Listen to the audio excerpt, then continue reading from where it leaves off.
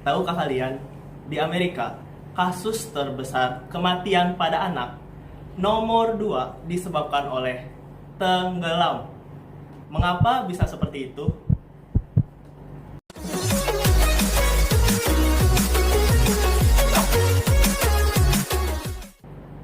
Halo, saya Bapak Hari Abdul Syukur, guru PJOK SMP Cakrabuana.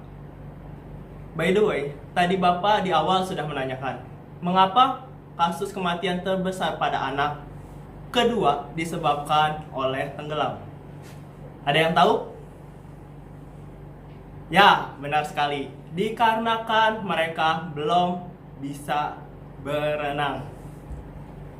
Oleh sebab itu, pada pertemuan kali ini, kita akan membahas tentang renang, yaitu salah satu aktivitas air.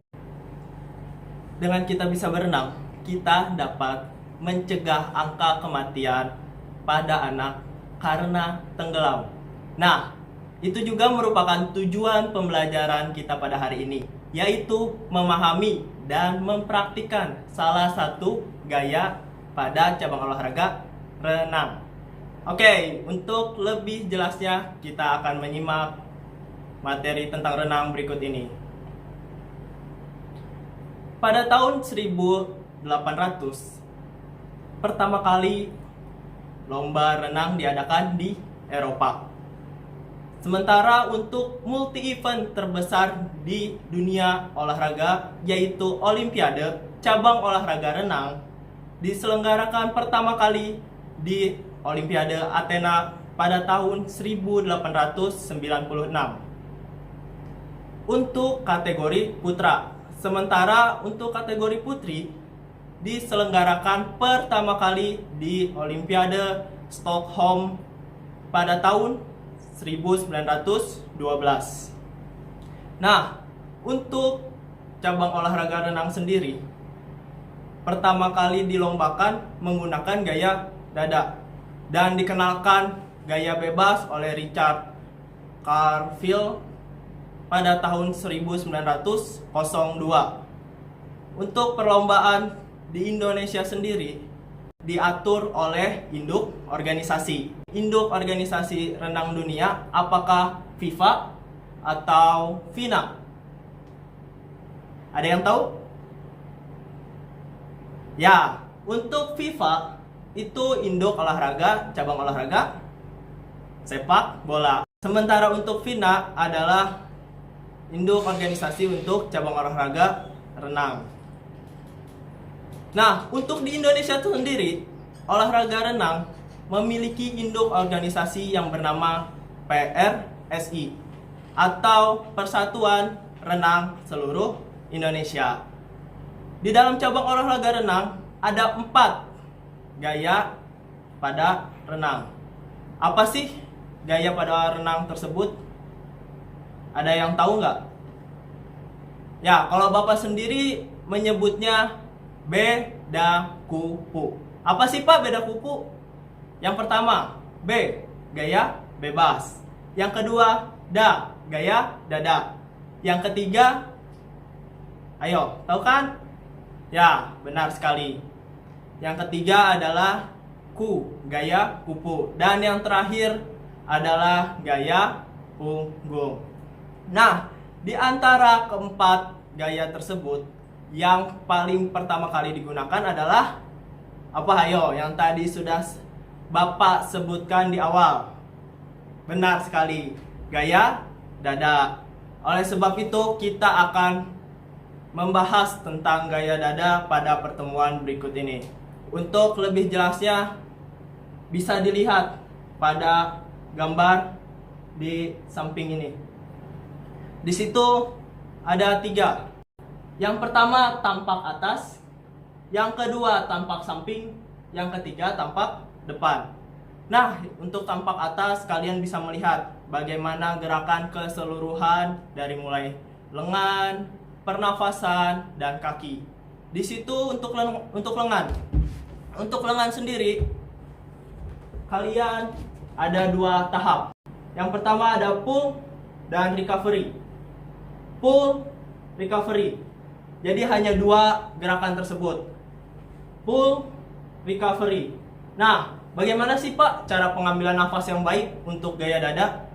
Jadi saat kalian melakukan pull, badan kalian dorong ke atas permukaan air sehingga kepala kalian berada di atas permukaan air untuk mengambil nafas secepat mungkin.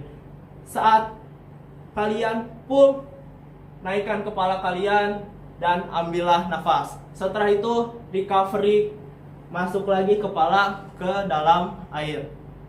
Nah, untuk kakinya seperti apa sih Pak? Kedua belah kaki seperti menendang ke arah luar, seperti gambar tampak samping berikut ini atau gambar tampak atas. Nah, dari sekian banyak gerakan itu digabung simultan. Kalian melakukannya, yang pertama pull untuk lengan. Pull untuk lengan. Setelah itu kalian melakukan sekaligus pernafasan dan diakhiri oleh tendangan kaki ke arah luar. Jadi awalnya pull, recovery diiringi dengan pernafasan seperti gambar yang kedua yang tampak samping dan diakhiri oleh tendangan ke arah luar. Nah, coba praktikkan seperti itu. Jika kalian belum bisa, pertama kalian coba meluncur terlebih dahulu di papan luncur. Yang kedua, apa yang kalian harus lakukan untuk latihan? Yang kedua, kalian harus melakukan gerakan kaki terlebih dahulu dengan memegang tiang di pinggir kolam. Setelah kalian lancar melakukannya, kalian bisa melakukan untuk lengan. Untuk lengan gimana sih Pak caranya? Cukup kalian berdiri dan bungkukan badan kalian. Lakukan gerakan sesuai dengan yang telah dicontohkan, seperti itu. Jika sudah bisa, minta untuk teman kalian, bapak kalian, atau saudara-saudara kalian membantu kalian untuk belajar renang. Mulai dari kaki, lalu lengan, dan diakhiri dengan pernafasan. Lalu digabungkan menjadi koordinasi bentuk gaya dada yang baik. Mudahkan untuk belajar renang dan dapat kalian mencegah tingkat kematian yang tadi Bapak sebutkan di awal loh. Oke, tadi sudah belajar gaya dada. Selanjutnya kita akan berpindah ke gaya yang selanjutnya sudah dikenalkan oleh Richard Carfield. Apakah ada yang tahu nggak tadi apa yang Bapak sebutin gayanya? Oke, benar sekali. Gaya bebas atau freestyle swimming. Nah, di samping ini ada dua gambar. Yang pertama gerakan tampak samping, yang kedua tampak atas. Untuk freestyle swimming ini, kalian tubuhnya digerakkan ke samping kanan dan kiri. Kalau tadi gaya dada tetap, freestyle swimming ini dimiringkan ke kanan dan ke kiri. Nah, bedanya sama gaya dada apa sih Pak?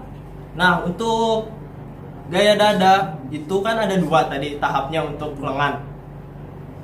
Ada pull dan recovery. Jika di freestyle swimming ini atau gaya bebas, ada tiga tahapnya. Yang pertama pull, yang kedua ada push, yang ketiga ada recovery. Kayak gimana sih Pak gerakannya? Seperti ini. Dari posisi awal, kalian melakukan pull, push, sampai ke belakang lurus tangannya. Dan yang terakhir, recovery, masuk lagi ke dalam air. Lakukan secara bergantian. Mulai dari kiri terlebih dahulu boleh, mau kanan dulu boleh, itu bagaimana nyamannya kalian. Jadi ada tiga tahapan. Yang pertama ada pull, push, dan recovery.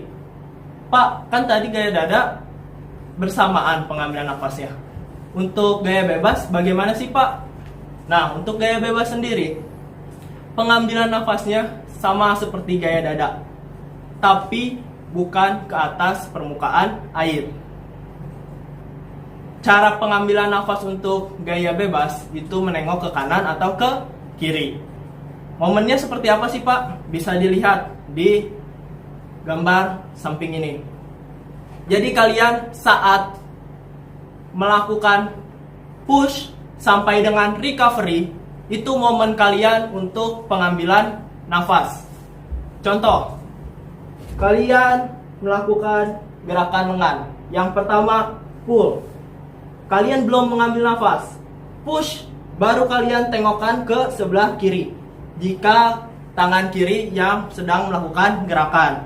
Jika tangan kanan yang sedang melakukan gerakan, otomatis kalian tengok ke arah kanan. Jadi kalian pull, push, recovery, kembali ke dalam air untuk kepalanya. Nah, untuk gerakan kakinya, kalian lakukan secara bergantian dengan berpusat di pangkal paha, bukan di lutut. Kalian jangan membengkokkan lutut. Kenapa, Pak? Kok nggak boleh untuk membengkokkan lutut? Karena jika kalian membengkokkan lutut, otomatis kalian tidak akan bergerak maju. Selalu tertarik dan terdorong. Seperti itu. Kita bertemu lagi dalam pembelajaran yang menyenangkan saat musibah ini telah berlalu. Tetap berolahraga di rumah dan jadilah siswa yang kreatif, santun, dan berbudaya. Cukup sekian. Wassalamualaikum warahmatullahi wabarakatuh.